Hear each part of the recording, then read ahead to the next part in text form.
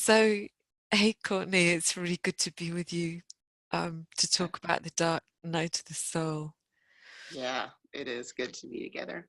Thank you so much for creating this time for us to spend time together. I really appreciate it. Pleasure. I mean, we've shared many conversations about this in private, haven't we? Mhm. And certainly, my sense of it is that the more we talk about this, the more resource or space we create for the people who are in it, Yeah, wherever they're at in the dark night process. What's your sense of that? I do believe that, and I do sense that. One of the things that has been the hardest for me in this process is the feeling of being so alone and by myself, and really feeling very unresourced personally with my own internal resourcing, um, but also feeling very like unresourced as far as what's external. Like everything around me seems to be an opposite um, kind of feeling from what I'm feeling. And so that's really been very ungrounding for me. Just the whole process has been, but definitely looking outside of myself and not feeling like I have any support at all. So I do feel like the more that people are willing to be vulnerable and come forward and share conversations like this, then the easier that it gets for me and for you and for everyone else that has experienced this or is experiencing it like me. Yeah, thank you. I mean that was also my experience, as you know, and I think there's something so profound, isn't there, when by definition in this dark night of the soul space, in a way, it's the falling away of all the resources that we thought we had, isn't it? Hmm. Yeah. And then almost to kind of add insult to that injury, there's nothing external, as you say. It seems to everything we see outside of us seems to almost like point in the other direction. Hmm. Absolutely. Um, my process started with really realizing that nobody knows. Like it was a literal statement of nobody knows what the fuck is going on. And so for me, that was really like it felt like I was having this big moment of enlightenment. It felt very blissful because I felt very free from that. Like it felt very freeing when it first began. I was like, wow, I was just really considering myself and like my family, my parenting, my friends, just everything, my superiors. And I was like, wow, nobody really knows. Like nobody knows what the fuck's going on. Cool. And then, like a couple of days later, Yeah. like, oh shit. Like nobody knows what the fuck's going on. And we're all acting like we know what the fuck's going on. And that feels really scary because everything feels very uncertain to me at this moment. And that was just a total collapse because like we were just saying, there are no resources for something that it feels like I don't know. It's very hard to explain in words. That's another thing I realized is to explain the dark night or to explain this kind of experience of darkness using these formulaic words is very difficult. So yeah, Yeah. yeah, it's just Yeah. it's hard. I think there's something in us, and certainly this was my experience. I don't know if it's been yours, but there's something, some deep reluctance, and I guess it's from our socialization, our enculturation around this. But there's something so profound about really saying just how hard it is, Hmm. isn't there? You know what I've seen in myself over the years, and I've seen it many times when I'm working with people, is, you know, you almost say it, or you say it and then you backtrack, or it's almost like there's a kind of talking ourselves out of it in a way, isn't there? And I found in the dark night, when I was in the most intense part of it, my ability to do that just completely went. It's Hmm. like I couldn't find that part in me that would usually come in and say, Yeah, well, yeah, it is hard, but yeah, it's also really good. Or you know that there was just gone. Yeah, yeah. It's for me, I totally resonate with what you're saying. And for me, it's almost like this inner bullshitter or like something that like I don't know if it was some aspect of my ego state or just something like that, but there was some rescuer or someone that could kind of lift me out of that. There was some energy or some force or some creation that I had constructed over all these years that could really lift me out of really crappy situations. And I just found a real abandonment of that. That part was like not showing up. It like wouldn't turn on, it wouldn't activate, it was nowhere around. And so I was just left in this like craziness, you know, this insanity. And so it's really um learning how to be in the insanity or be in what I sense is craziness with really no real resourcing or kind of sense of myself, you know. um Yeah, I mean, what you just said to me seems like a really good description of what this is. mhm, That that suddenly those mechanisms just stop working, don't they? I think there's a real sense of like the whole system just kind of runs aground, doesn't it? I mean, I use this phrase like I hit the wall at 100 miles an hour, and it just felt like that. Yeah, that ability, that the old resourcing, which I think had developed out of a need to survive, mhm, just couldn't do that anymore. mhm. For sure. You know, it's interesting that you talked about surviving because I've kind of been thinking about that and wondering if my dark night wouldn't have happened. There's no way to really know because I'm in this body, in this life, you know, in this now.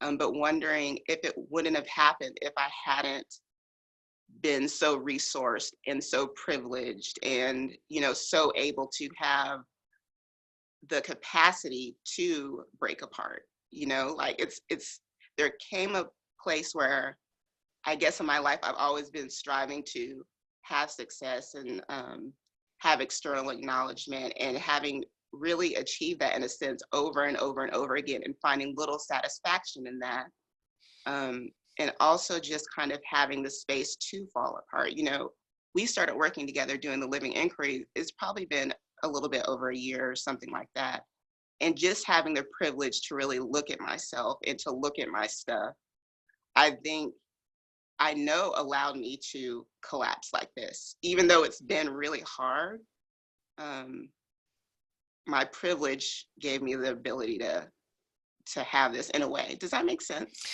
That makes complete sense. Yeah, I mean, it might sound odd, mightn't it, to talk about on the one hand this incredibly hard, intense thing, and on the other, the sense of privilege around that. But yeah, that's my experience too. That I think there's something about even though that those successes weren't satisfying, as you said, there was something about the resourcing that that success built in a way, isn't it? My sense is Hmm. that's both inner and outer resourcing Hmm. that then creates a space for it's almost like that creates a crucible in which the falling apart can happen, isn't Yes. it? And for me, I was really quite aware of that the configuration of events happened in my life that meant I could fall apart. I was in a partnership where I was able to be financially dependent for the first time in my life, actually, or Hmm. first time since leaving home at 18. And I don't know. I suspect that if that level of resource or privilege wasn't there, then either the process would just hold off, because I think there's a real intelligence at work in it in some way, isn't there? Or we would have been tipped over the edge into something that felt much more like madness or mental health issues, or Yeah. and I mean, because you've worked as a nurse practitioner, haven't you? What's your sense of how many people how many people end up in mental health or other types of health services who are probably really going through the dark night of the soul?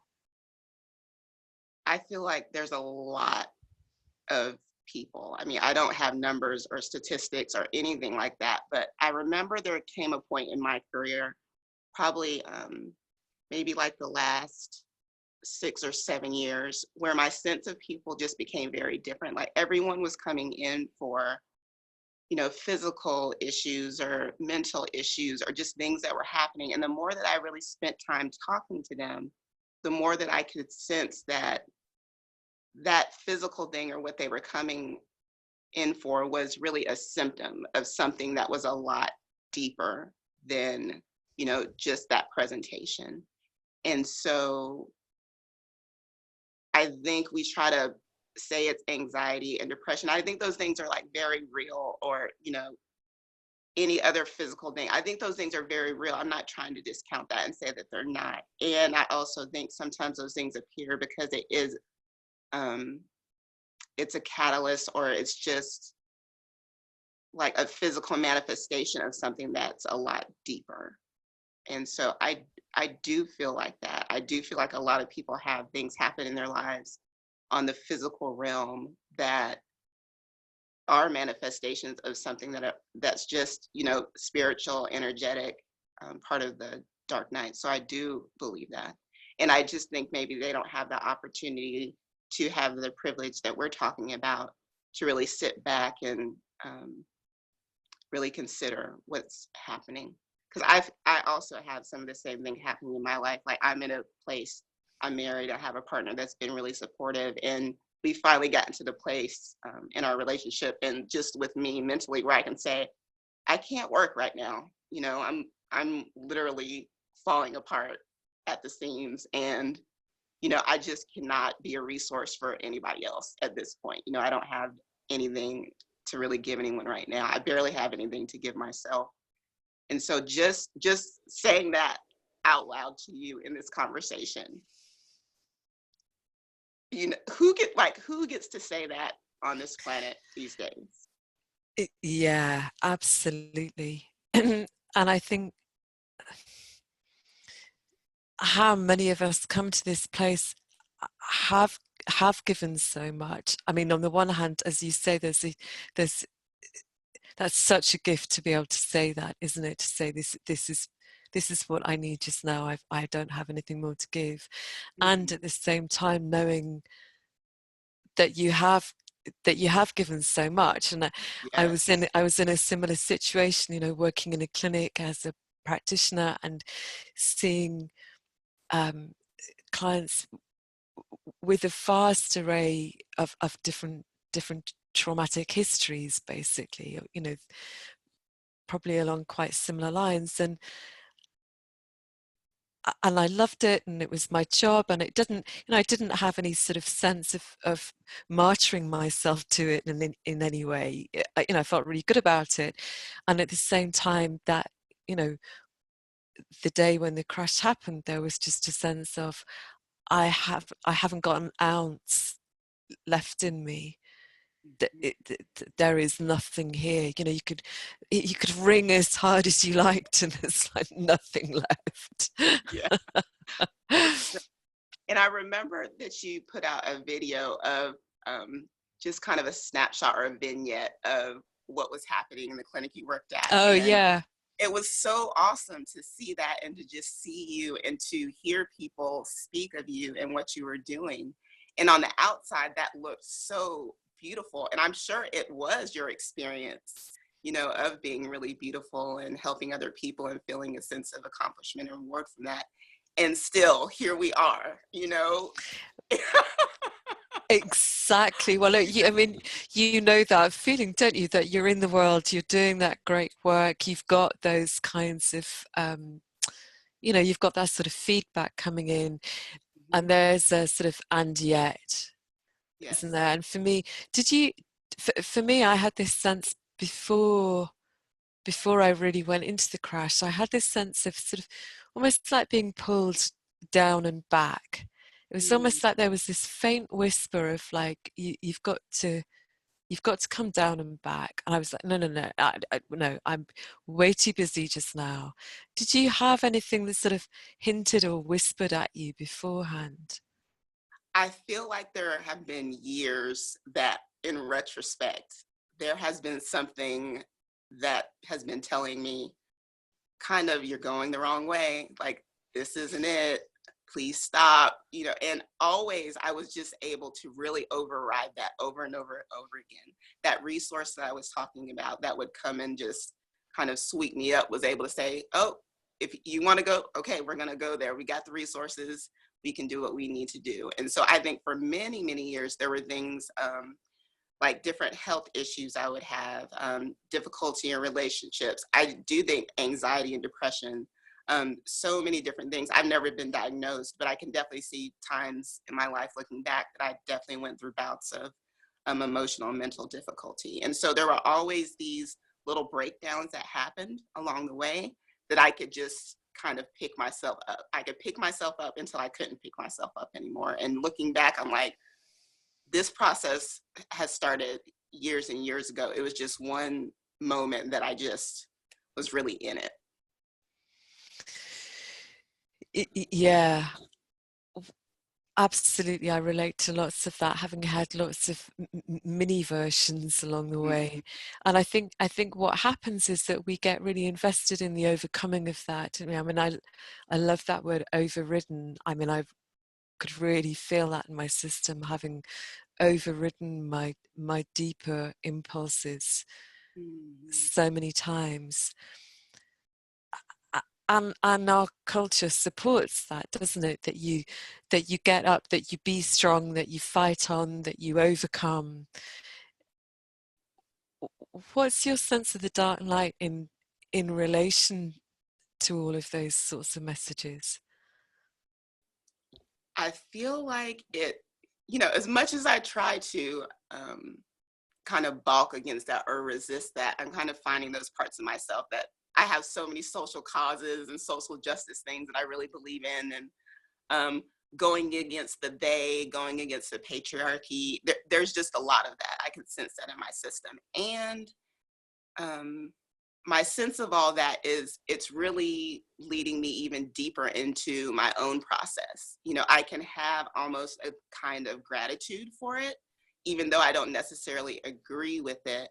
I can see how all of those messages and images and ways of being or the rules have really led me directly into the dark night. If I didn't have all of that stuff that I was really marching with and like, okay, so I'm going to go to school and then I'm going to go to college and then I'm going to get a job and then I'm going to like be really good at my job and I'm going to get married and just like basically ticking all the boxes down and really kind of be like, okay, I'm going to feel good once that happens. Tick. Wow, I don't feel good. Okay, one more thing. I'm gonna like start a business. Yes. Okay, here we go. Tick. No, like that's still. And so it almost feels like just realizing if I hadn't done all of that, if I hadn't overridden myself, if I hadn't just pushed myself balls out to the end, I don't know if I would have felt like this. And so in a way I can see kind of how it is a beautiful thing to do all this scrambling and craziness and you know it's just a part of it. So I feel like some people maybe they don't have to do everything that I did. They come to it a lot differently and that's okay too. um, but I feel like it can be useful. It can be useful. Yeah, and it's made me a lot more compassionate to other people that I see are very much in it, in it. Not that I ever know that they'll have something, but I can see that they're trying for something, just like I'm trying for something too. Yeah, absolutely. I, I love what you said about the tick list. And I recognize, because I didn't have some of the things on the tick list, I thought my problem was not having them. So Ah, it's so funny, isn't it, that either way round it kind of gets you, isn't it? You either achieve them and go tick, oh yeah, that's not it, or don't tick it and go, well, it's because I haven't got that. right. Either way, of course, that's, we're kind of essentially wrong in a sense, aren't Yeah. we? Yeah. I want to talk to you about something that I was watching this morning that felt really interesting in relationship to the Dark Knight. So I was watching a documentary on social media and millennials. There were three individuals that were millennials that were working on creating and curating their Instagram accounts. So, some of them were having a lot of success, getting a lot of attention, making some money, and others, they kind of show the dark side as well, which I appreciated, which was, just really getting um, hit with all of this kind of, my sense of it was attention or energy that they didn't know what to do with, being behind a screen and just typing things and liking things. you know there was a girl on there that was being called like a slut. Just, there was just a lot of things happening on there. But my sense of social media in younger people right now is the curation of this persona, kind of like, me as a 40-year-old. I'm not a millennial, but kind of what I've done through all of my actions is trying to create this persona or this sense of myself, and they're just doing it in a different way. And I remember I have moments where I'm very much against social media, because I don't feel like it gives people can't know me through a post or a photo. And I realized that, and I also realized that I've tried to use it to gather a sense of self, and I don't like that as well.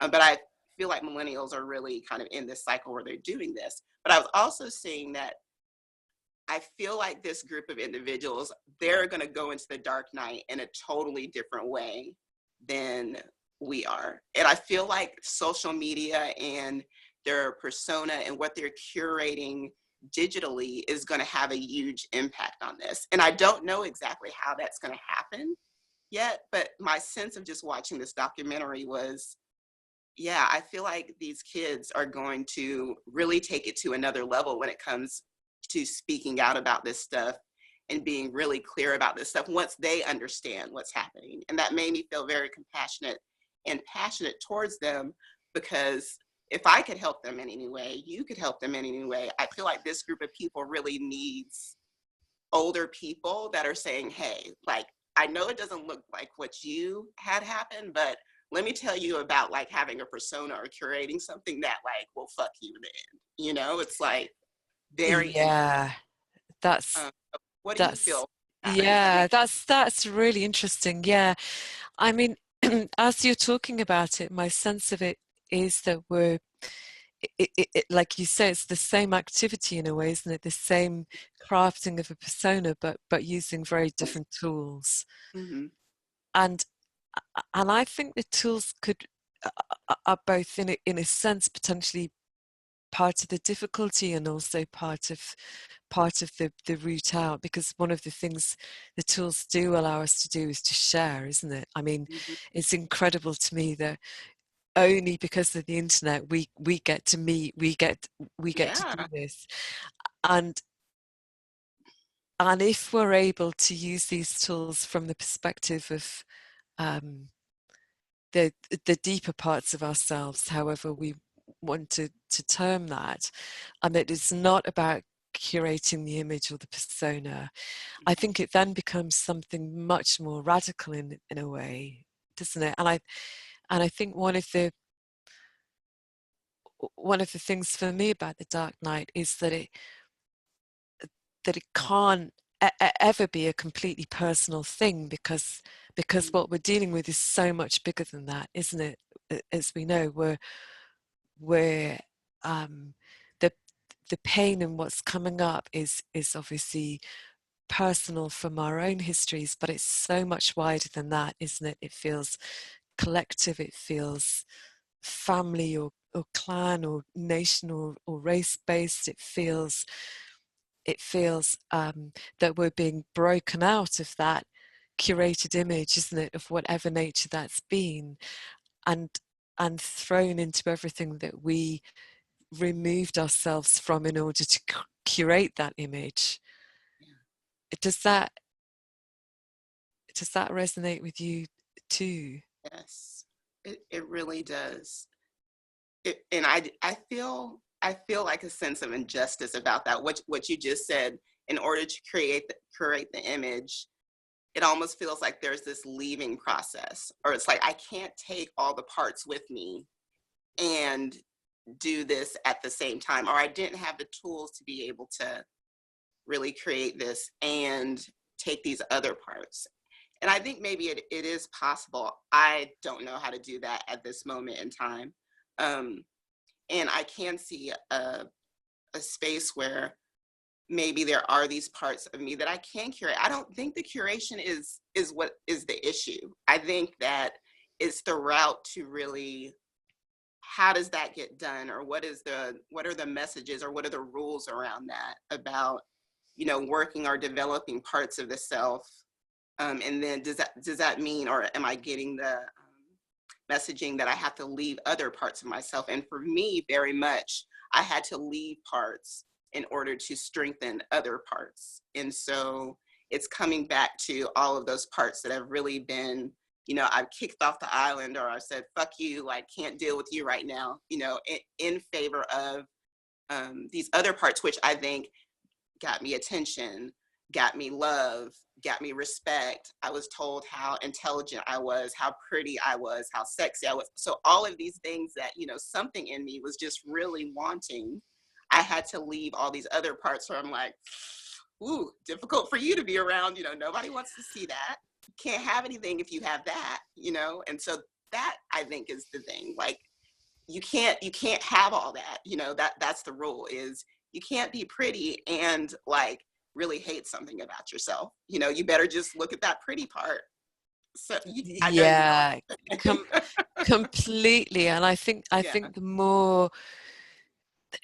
the more severe that messaging in different ways, the more heavy duty ways that came in, the deeper that goes, in a way. That I think the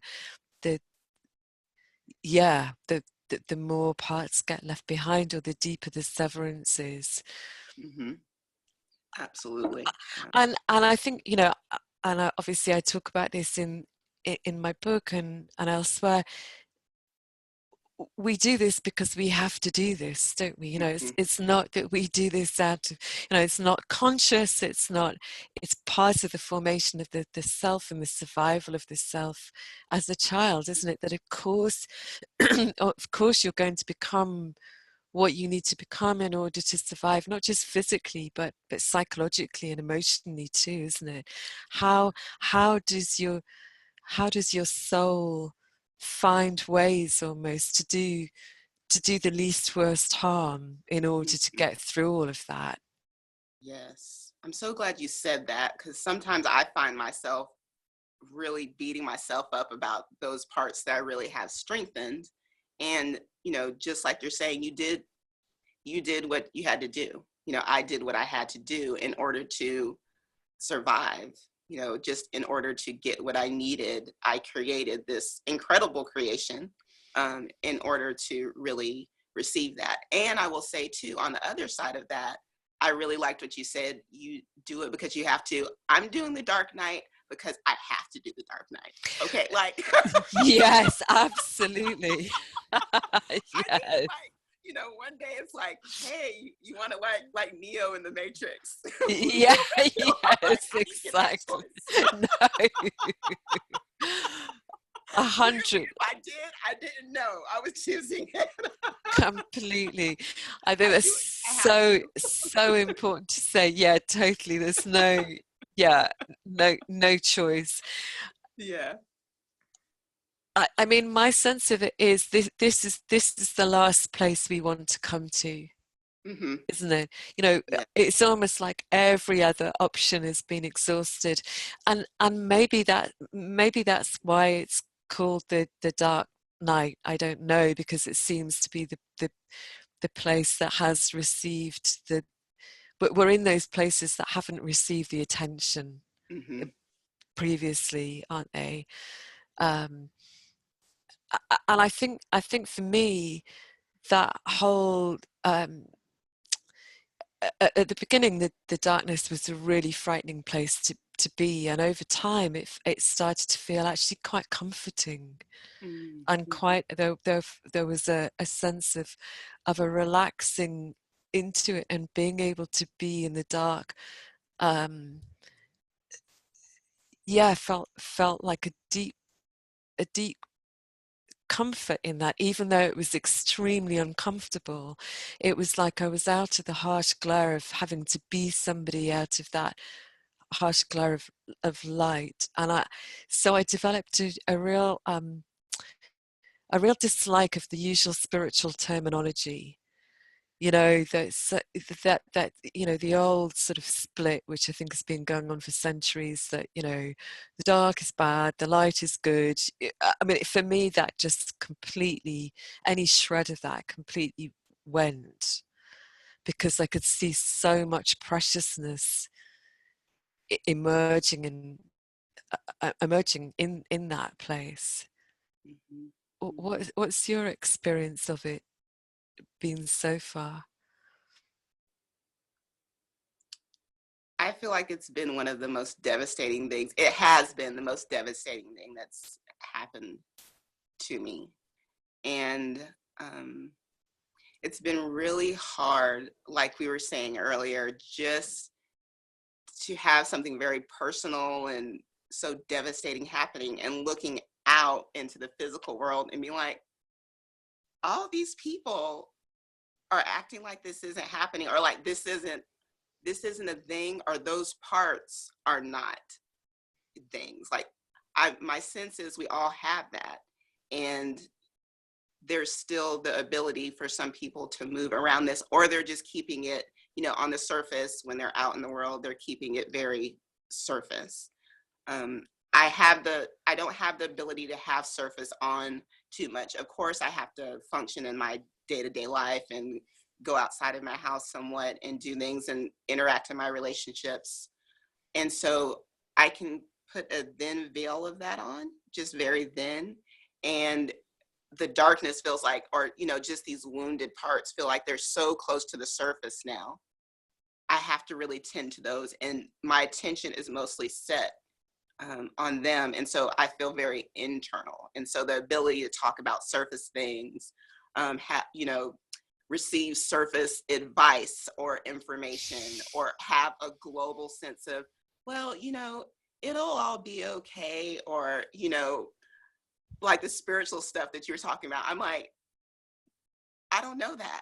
I have no sense of knowing anything. And so I'm just trying to be right in my direct experience from moment to moment to moment, and stay inside myself and stay with myself and not abandon myself. Like, my sense of, I've abandoned myself for so long that coming home to what I am, it's totally wrecked. I'm like, everything is just everywhere. Like, there's no real sense of myself or resources or things like that, because those are not the things that I actually worked on for 40 years. I've done something totally opposite to that. So I do agree with what you said. Yeah.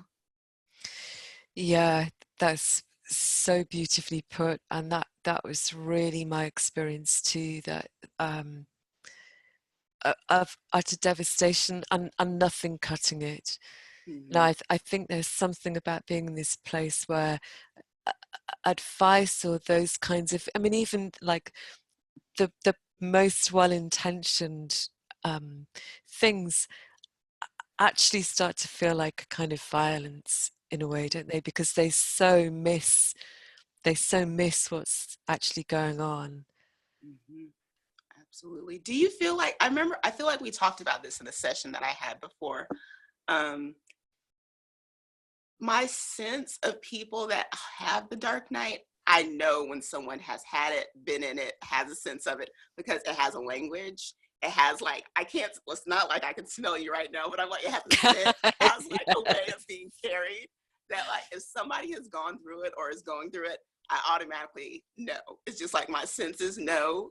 Anybody else that has it, I'm like, you can't tell me anything because I know you haven't walked it. Because if you did, like the whole configuration of me has changed because of what I'm going through right now. And so I feel like I'm very easy to see in a way that nobody is looking for. That's the thing. Yes, absolutely. Yeah. Yeah. I think very much, totally everything you just said, it very much has its own language, its own scent. And this is not to, I mean, as we've said, this is the last place we would have chosen to be. Yeah. This Yeah. this isn't to make any sort of claim. In fact, this is the dark night for me was the end of any sense of claim making. Mm-hmm. Um, all we can do is I think report on our own experience, really, and our own observations. Yeah. I just want to come back to something you said a moment ago because it seems so important. For me, that acknowledgement of the abandoning of myself over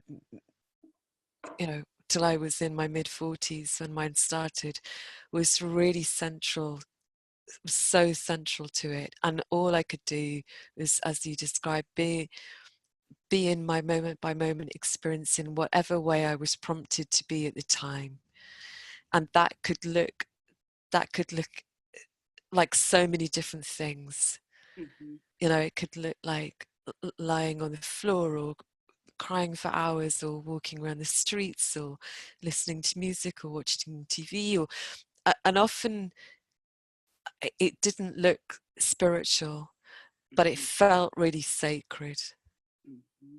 Mm-hmm. And I think there's something about this sacred, coming back to some sense of a deep sacredness in this, which doesn't look like any sort of external or most known forms of what spiritual is supposed to look like. Yeah. I sense that.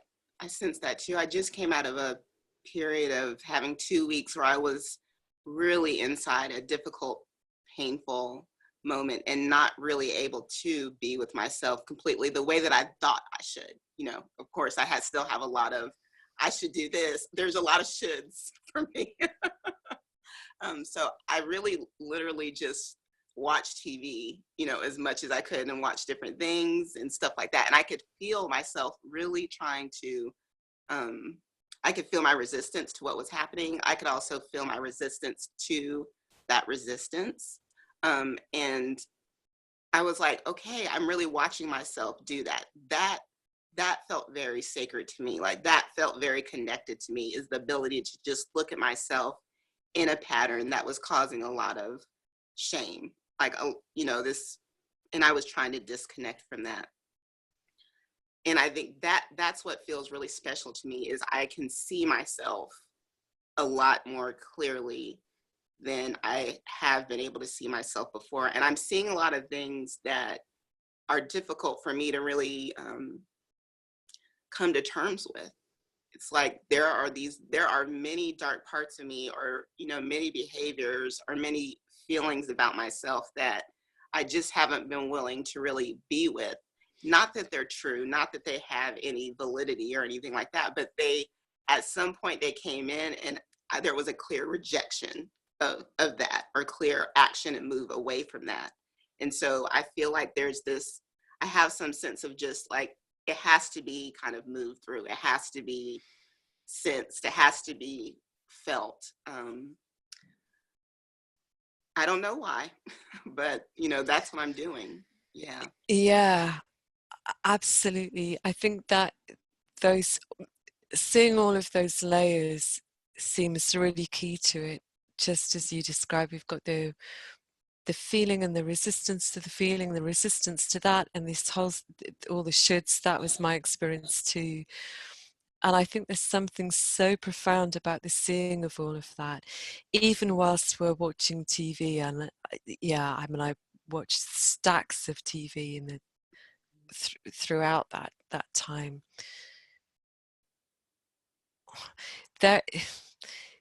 There's something about the nature of that presence which is so unforced, isn't it? You know, often we read about being in the now or being in the present, and it's almost like a sort of tension comes in, isn't it? And a kind of focus, like, oh, okay, be here now. And it's so not like that in my experience. There's something so much kinder than that starts to come in, even as we're with these parts that are really deeply unflattering in various ways. Mm-hmm. Yeah, I feel more compassion towards myself, and I also notice how sometimes I don't feel compassion towards myself. That's one thing the Dark Night has shown me is it's for me. I think had to be a one-way kind of thing. You know, it was either this or that. It was either black or white. It was either up or down. You know, and now I'm seeing Yeah. there's like this really big expansive and where I can hold, you know, everything. You know, it's not just one thing or one way of being. It's just a bigger capability to really be with these different aspects that may seem like they're opposites, but my sense of it is it's just a continuum. You know, it's not anything that has like it's broken. And I think that's what it is.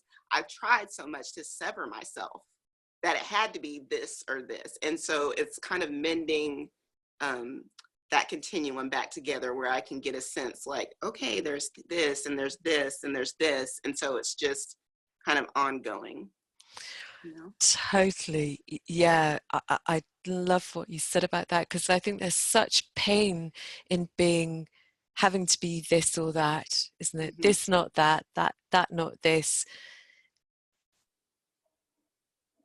I think once we get over the shock of that paradox, and it does, I think it does feel like a shock at first, doesn't it? You go, oh, I'm that and I'm that. Oh, whoa. That starts to settle, and I think there's something about the ability to hold the paradoxes that then becomes, I think, as that capacity increases, we start to come into something that's it's still very intense and it's still really hard, but there's something else in there with us. I think then, isn't there, when we can see ourselves in the way you describe. We can hold the paradoxes. We're not forcing ourselves into the either or. Mm-hmm. We're in the both and Yes. And I think, paradigm. yes. And that's what has felt, I think, really talking to you about it now and really sitting with myself with it now. That's what's been so hard is I've been fractured, or I fractured myself, and I was fractured and really paying attention to this, you know, this side of it. And then I think I came to the fracture. I think really falling into the Dark Night was the fracture point where I was like, oh my gosh, there's this fracture. And then now my attention is actually drawn to this part. And so I think just talking to you right now, I can see like that was the fracture and there's this stuff. And I'm trusting because you're telling me. I'm trusting because I can feel it, like there is a part where that fracture comes closer together and there's mending, and then I get to hold all of that stuff. You know, some of the stuff that I like to hold, and maybe I feel like I like to hold it all. You know, the fracture is really just mending that and coming to terms with what's been left over on another side. Beautiful. Yeah, and I know one of the things that I fell into around the fracture was desperately trying to mend it again. Mm-hmm. And I think it took quite a while to really see that wasn't the point. Yeah. that it would mend purely in that act of turning towards what was on the other side of the fracture, as you Mhm. described it, that there was a sense of real urgency and an emergency around falling into the fracture because, uh, well, yeah, it feels like death, actually, doesn't Yeah. it? Yes. Um, and gradually seeing, oh, okay, this is about almost being willing to be in that in a way, and with all of the stuff that had been separated off, had been severed, Mhm. that mended the fracture itself. But maybe that's why it feels so much like a falling, because it does feel, doesn't it? I mean, for me, there was this visceral sense of falling, and that Mhm. seems to be something that everybody in the Dark Night experiences at some point. What's been your experience of the falling? I I feel like it's a falling, and I physically see myself, like when I think about it, I can just close my eyes and kind of see myself going back, and I see my arms and legs just really like pedaling against trying to have something solid appear, and it's like just endless falling, falling, falling, falling, falling, and um yeah, just feeling very freaked out about that. Like there is nothing solid, there is nothing to grab onto, there's nothing. And wanting there to be something. I love that you said that you don't have to, there's a huge sense of wanting to mend the fracture, because I feel like I'm very much in that state where I'm wanting to find something to fix it, because I've been a fixer. I'm just, oh, okay, get on with it and fix it. And this is something that is like, I'm like, this is so huge. This chasm, this fracture is just so huge. There's no way that I can do this alone. There's no way that I can really do this. What the I that I've created has no ability to really repair this. And so Yes. who's gonna do it? Like, I'm like, I don't know. But in the meantime, there's like the following happening, And so that's what it is. I mean, I feel like I'm waiting for something to show up and like really be like, how, like, what are we gonna do? And it's totally not whatever's gonna show up, or whatever is showing up is something brand new, something that I'll be like, whoa, I don't recognize you. Yeah, absolutely. I mean, that's my sense of it, that because the fixer can't fix that by Mhm. definition, because it is the falling apart of the fixer, isn't it? I mean, it's desperately trying to fix it even as it's falling apart. Yeah. That that there is something that emerges, and my sense of it is that it's who we really are. It's like the realness of the realness of ourselves, that essence of ourselves, that that on some level we had to separate. Part of the severance and the fracture was the severance of that, Mhm. because it could, I think for all of us it has come through in a variety of different ways, but fundamentally was severed because for whatever reasons it wasn't okay to be that in its fullness, Mhm. because the parts did get chopped off. And as we bring them in, it, it, I think we regain our essential, the essential Courtneyness Yeah. begins to emerge in a completely different way. And for me at first it was really disorientating. It was Mhm. like, what's this? It's kind of, it was like, when you smell something and you're like, I know that, but I Yeah. can't think what it is. It was like, I'm getting this scent. It's really familiar, but what is that? Mhm. And that can still, I mean, occasionally that still happens now, or it's like almost a kind of a shock to see. what's going on in my life. Mhm. It's like I don't really understand how things have come together because it certainly wasn't the fixer or manager making it happen. Yeah, absolutely.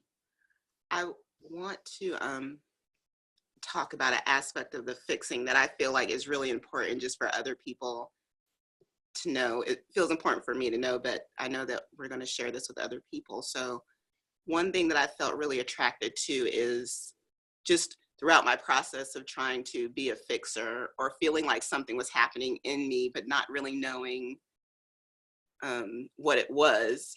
Like we were talking about earlier, I feel the call to the dark night has been happening to me for years. So there's been tons of retreats I've been on, tons of books I've read, tons of gurus I followed, tons of physical practices that I had, tons of ways that I've decided to eat because that was the best thing. And so looking back in retrospect, I can see how I was trying to use these certain tools in order to really reckon with this part of myself that was, I think, getting me to the fracture point, and then beyond that, where I looked at the other side of myself. And so none of that, to be clear, I just want to state, none of that worked for me. Like, none of it. Like, maybe there are people in the world that can say they found a tool and they can hang their hat on the tool and it was everything. But it was really just the breaking apart, the cracking. That was the thing that worked. It was the actual dark night just coming in, taking me, and me just falling back. That has been the only thing, and my willingness to be with that, right? But it wasn't a tool. I cannot express enough to you and everyone else. If there was a tool, I promise you, I would have found it, tried it. I'm very motivated. Brilliant. You know, Absolutely. I would have Yeah. found it. Like, I would have been there. Yeah, totally. So I haven't worried about that in the dark night because, you know, there is like this fixing part that's like looking for something to do, or, you know, maybe there's, you know, like a retreat, or maybe there's someone that can just like tell me, and nobody can tell me about my own fracture point. Nobody can tell me about my own process. It really is me coming to my own intelligence, and nobody else knows about that. Completely. I mean, for me, that's also something I can't state enough, that there Mm-hmm. is no prescription or methodology for this, and that I think this is really, for me, this is a deep maturing process. That what we're really maturing into is our own authority, is our own sovereignty. That nobody can tell us how it is for us. I mean, the sharing obviously is something completely different. I think there's a huge place for sharing, and I think that's the one thing that we can do. But I certainly don't think anybody else can teach, can tell. I think it's the ending of that. Mm-hmm. And it feels to me like we're shifting, maybe we're just at the beginning of shifting into a new paradigm in spirituality, which is not about going to retreats and reading books and hearing people say, well, this is how it is. Yeah. It's actually the ending of that we're coming into a place of saying, no, actually there's something deeper and more mature than that, which is really being with our own experience, becoming our own authority, and being willing to share with others on that level, where it's not, we're not there in the guise of fixer or helper or teacher, but simply our unique selves in complete equality with others, in the sense that everybody's experience is just as valid as everybody else's experience. Yeah, for sure.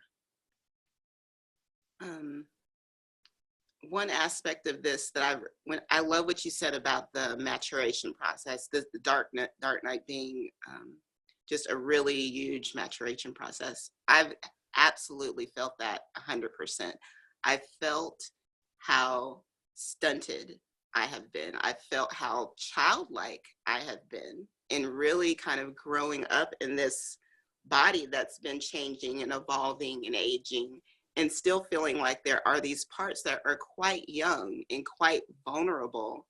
And I feel like I've expected them to just kind of come along into life and, not tending them, not being with them. Um, and I think that has been an issue, is just the childhood things that have happened to me and how I can feel very young parts there. And also feeling like, wow, I don't feel like there's a mature part. I don't feel like there is. I know there's the savers, the fixers, the teachers, the healers. Like, I know all of those parts are there, but those are not the parts that these small parts need. They actually need someone to just say, you're okay. Like, you're okay. I see you. It's all been valid.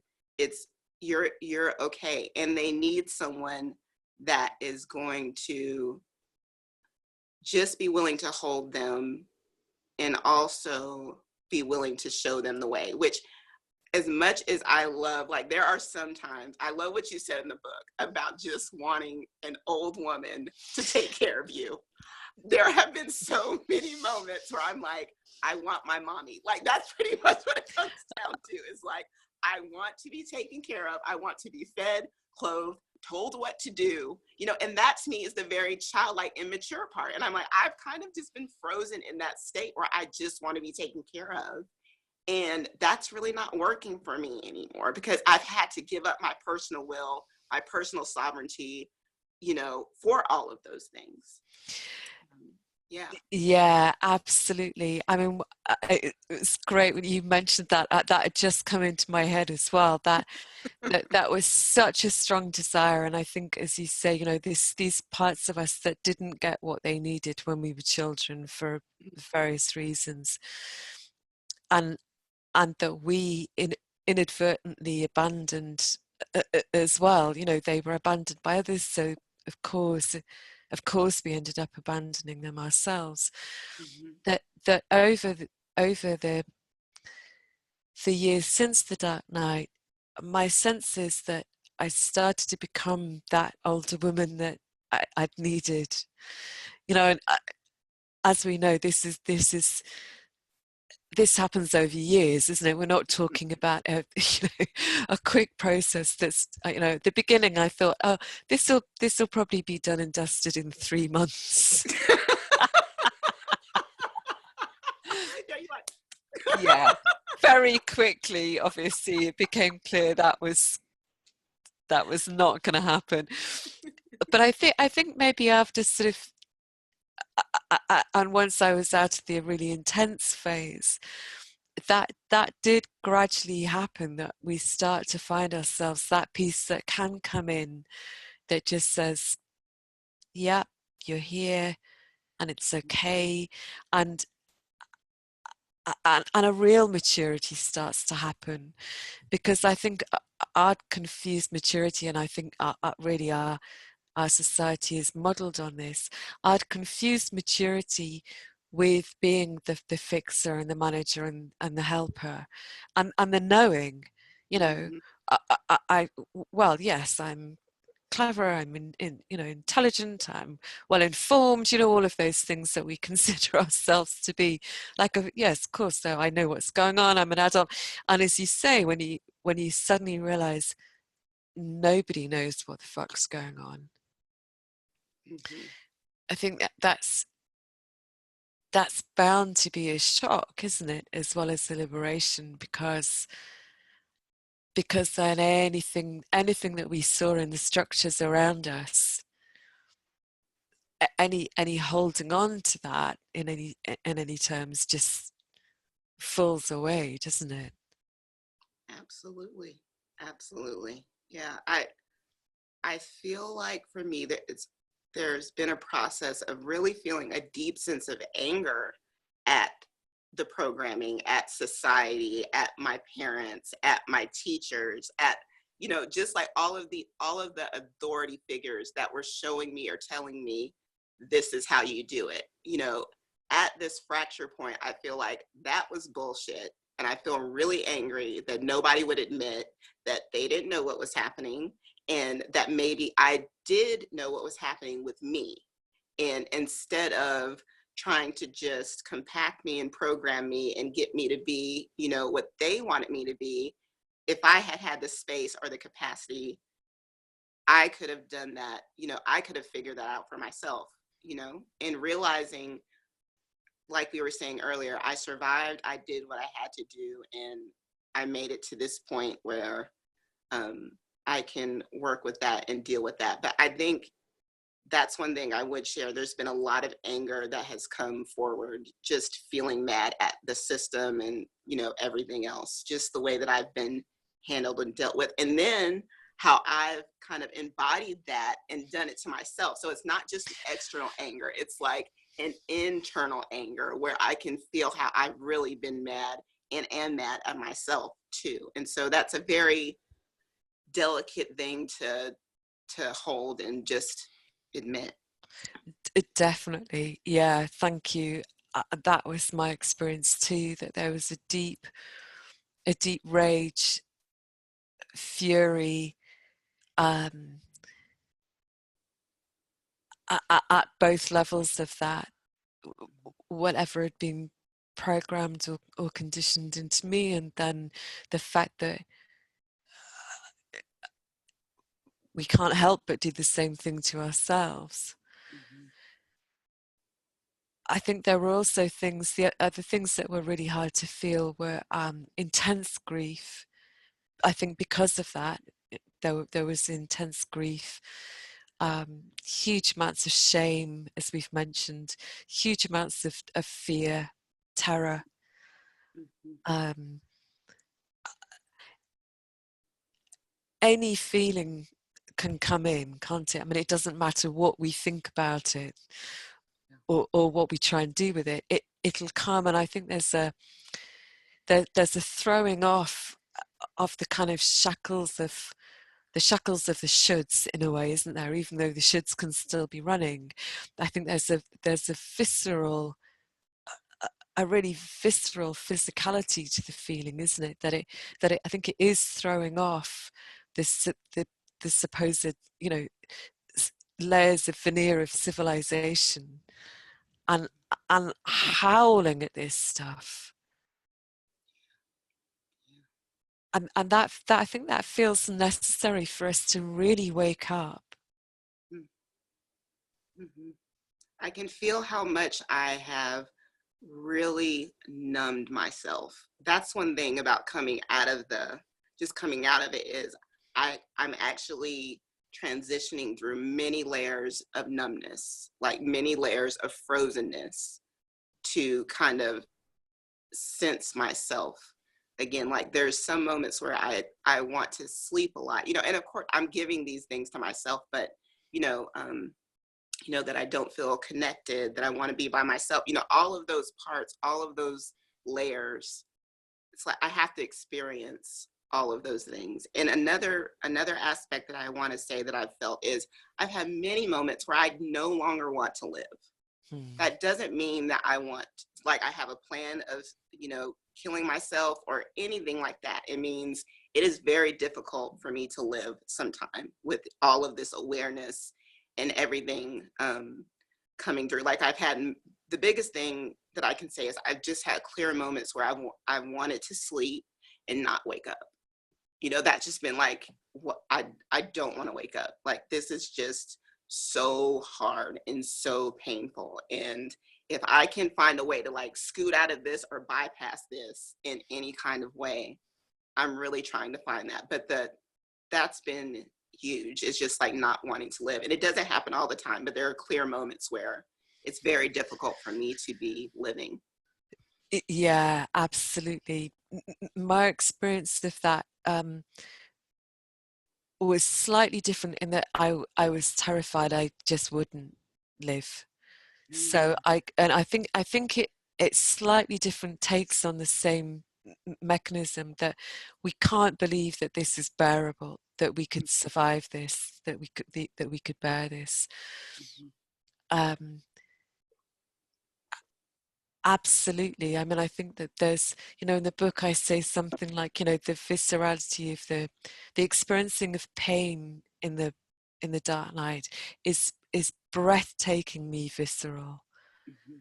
And it's so all consuming at points, isn't it? I mean, as we know, not all of the time, but those points where we can't imagine how this could be survivable. Mhm. Yeah. And Um, my sense of that is it almost feels like this is my living, like this is the awakening, like this is it, like this pain, this is your life, Courtney, like this is it, this is it, yeah, it fucking hurts, it's devastating, and this is the part that you have tried not to live, it, and exactly, and yeah. that was my exact experience. It's feeling that gives us back our aliveness. Hmm. I think that is where the aliveness and the awakening is.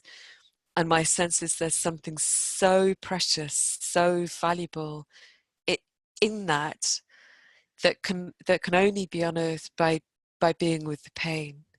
Hmm. I mean, Absolutely. certainly, I had the same experience of suddenly realizing as I went into the dark night that I was in this half dead state. I hadn't known that beforehand, of course, but suddenly going like, oh my God, I am so deadened. Hmm. Absolutely. And Yeah. I think the other thing I want to say for people listening is I mean, this has probably come across in what we've said, but we're both people who've done a lot of work on ourselves in different ways before this started, hadn't we? Thousands So of dollars right here. this is not about having not worked on Right. stuff and then suddenly coming crashing into it, isn't it? This is about having done, the full A to Z of, you know, self-development and all the rest of it, isn't it? Yeah. And and yet when we drop into this deeper layer, there's something so profound that we haven't really yet touched into. Hmm. For sure. um, And I like, part of me just wants to express it's not an elitist thing, like it's not a competition thing or a thing where I've met such and such, or I went to this retreat or read this book, or and I can feel like in our culture how it could very easily become that, right? Like it could yeah, just very easily be that. And it's like, no, this is just, that was the path that I had to take to get there. I feel like there are other people that probably fall into whatever their process of internal maturation is. It looks very different from them. Like maybe yeah, they had no resources to get there and it was just something else for them. So it's not an elitist thing. Even the Dark Night, to me, when we were talking about the flavor of it, it's not an elitist thing. It's just a, a knowing thing that we all, I think everybody has access to integrating with themselves. And so it's not a thing where I'm going to have it and you're not, and Susie's going to have it and John's not. It's just, yeah, I have to be with all aspects of myself. Can I do that as a person? Can I hold that full realm of humanity as a person? That's what it is. totally. I mean, as we know, uh, it couldn't be further from an achievement, Right. could it? I mean, it's so utterly humbling in so many different ways, isn't it? And I think once we see that I think we tend to think of spirituality, certainly my model of it before this happened was that essentially awakening was an achievement or something that may be just kind of bestowed on you by grace if you were really fortunate, Hmm. and that the people who had it had something that I didn't have. Yes. And for me, the Dark Night has been the undoing of all of that. Hmm. That Hmm. that there is an entirely different sense of what awakening is. that has nothing to do with any of that. For sure. And I feel like me having this process and going through this is actually enabling me to see how I am so like everyone that I see. You know, it's not the separation or the individuality. Yes, there's parts of that that I'm definitely experiencing, so that I feel like I can mend, or whatever's mending me mends me for sure. And the more that I walk through this, the more I just see myself in everyone and everything and every situation. I used to be a person that wouldn't call myself, you know, like, I'm not political, or, you know, I don't care about what's happening in the outside world. This is making me so much more um, political, economical, every aspect of that. This is making me really want to live in the world where I do have an awareness of what's going on, because I feel like it's like this micro thing that's happening that's going to have this, the more that all of us continue to do this and come to this, it's having a larger impact on our society, you know, our species. You know, it's huge. The impacts of this are really big. Definitely. I mean, it feels to me like it's really one of the most radical things that can happen, isn't it? Because of the way that things are stripped away in us, because of the kind of alchemy that the personhood undergoes. Yeah, my sense of it is the same, that it's I think it's part of our continuing evolution to go through this. And I mean, it's interesting because I in my 20s, I would have considered myself to be really political. So I went through a phase where I was very much identified with that, and then moved into, in my 30s, more of a, you know, well, I'm into healing now and self-development. And for me, since the Dark Night, that it feels like the fusing of the two. That again, this is not an either or. That there's absolutely a moving into seeing the centrality of what's happening politically, and all the struggles there, because I think what we're seeing in the world is reflected in the personal Dark Night, isn't it? Those same things are happening collectively. The old structures falling apart, and the old structures really fighting to retain their power, and all of that. For sure. So it's certainly not a coming us, even though being right in the intensity of the Dark Night, I think, does, as you say, mean times taking a lot of time on our own and withdrawing. Ultimately, I think it is about being much more fully in the world, not only more embodied, but more enworldened, or, you know, we could make up a word for that. That there is something about not being numbed or deadened to the world, and I think, again, what's difficult about that in terms of the societies that we live in is that I feel it all so much more than I used to.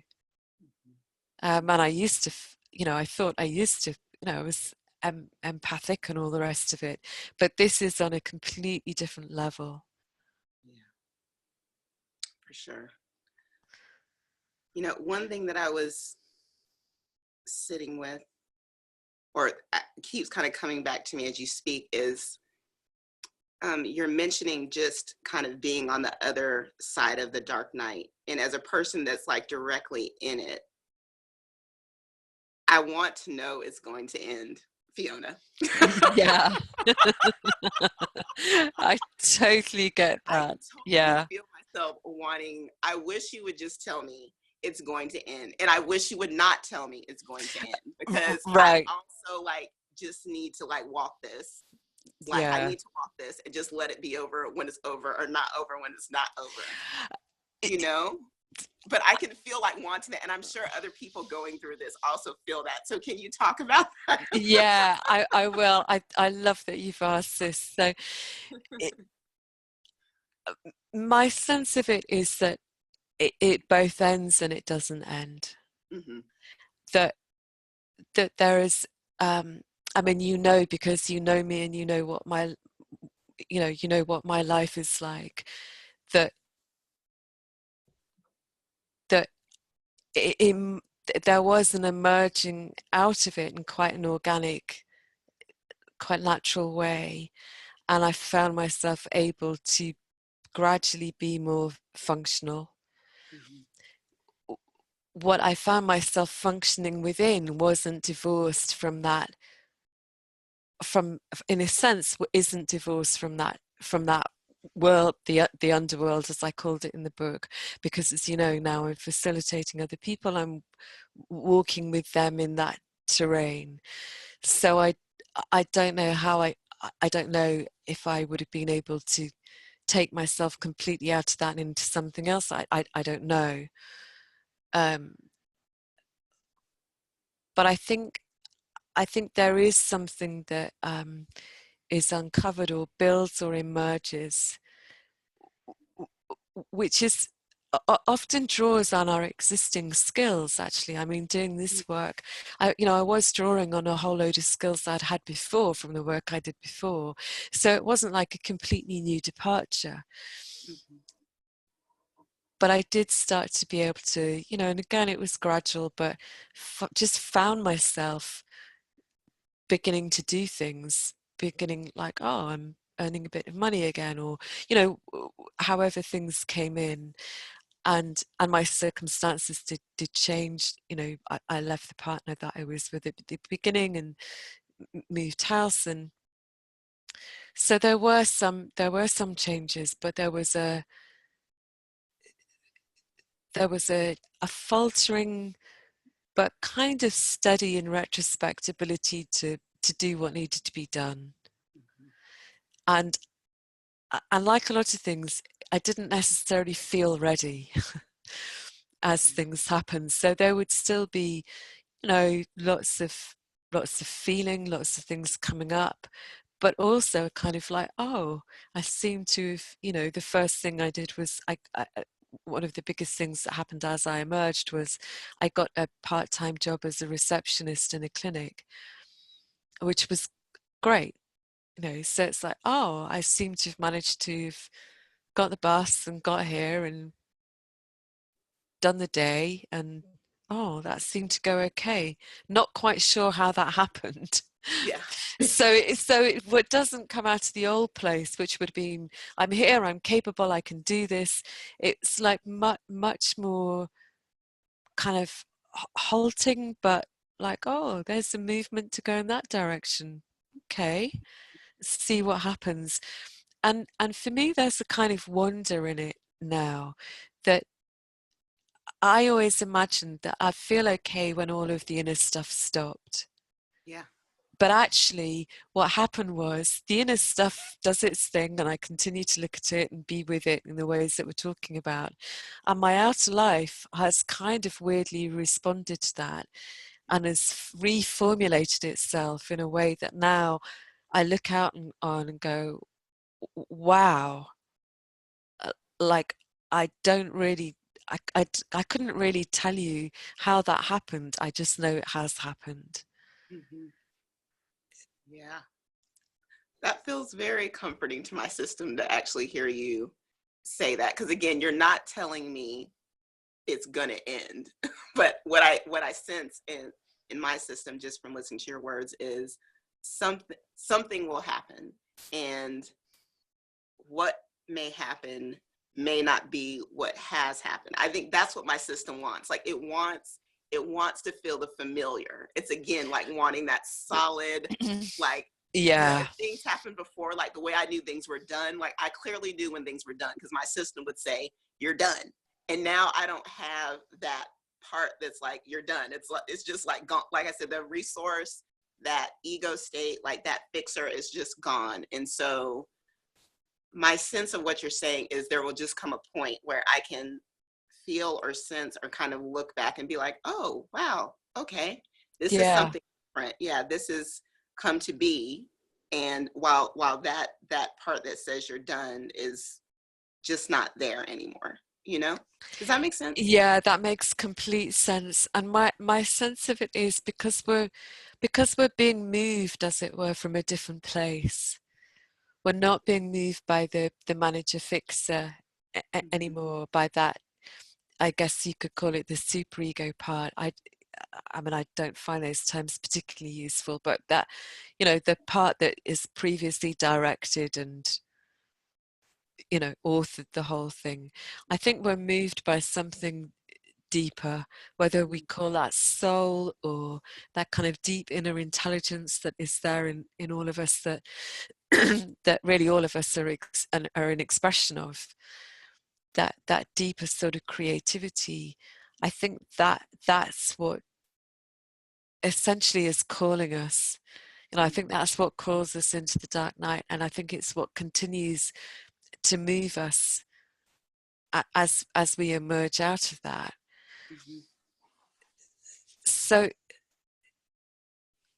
that can move us in all sorts of different ways. And I think I shared with you, after the book came out, you know, you're supposed to, as an author, you know, do all these things and talk about it and post about it. And I did virtually none of that for at least 2 or 3 months. What was in my system was just a no, not moving.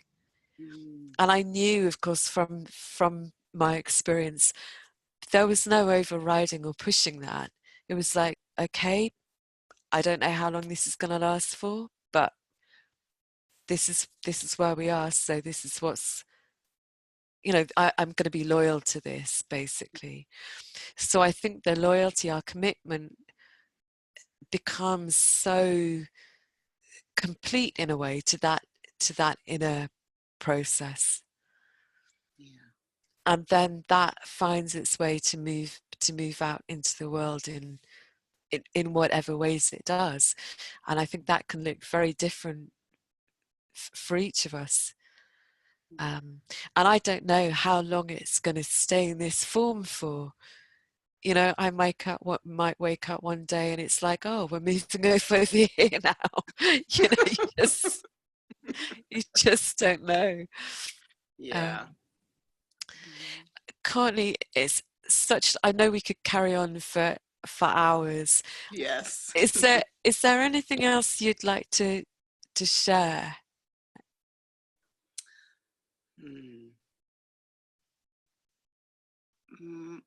One thing I will say is I have felt, we talked about earlier, just the sense of a loneliness and doing this by myself.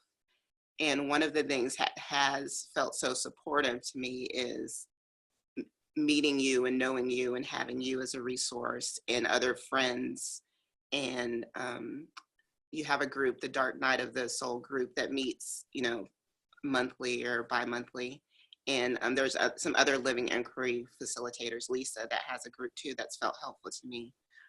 I feel like I just want to impart that anyone going through this, that they're not alone in this. Many people have gone through this. Many people are going through this. Many people will go through this. And one thing that I've really seen with trying to really just move through this is that as much as I'm trying to do it alone, doing it alone feels almost, it's getting to the point where it feels almost impossible to do it alone. And so in whatever way a person can get support, I think that that's a great thing, just to know that they're not by themselves.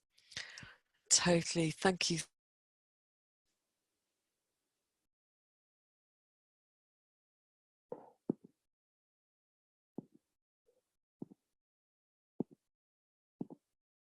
Oh, there was a freezing.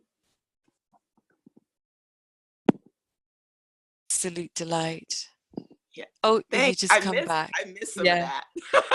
Oh, right. I see. I was just basically saying, yeah, thank you for saying that. I think it's so important to say you're not alone. And I think people have been going through this for centuries, and we're the latest, we're the contemporary expression of this. Absolutely. Thank you so much, Courtney. I so appreciate your time. Thank you. Yeah. Appreciate you. Take care.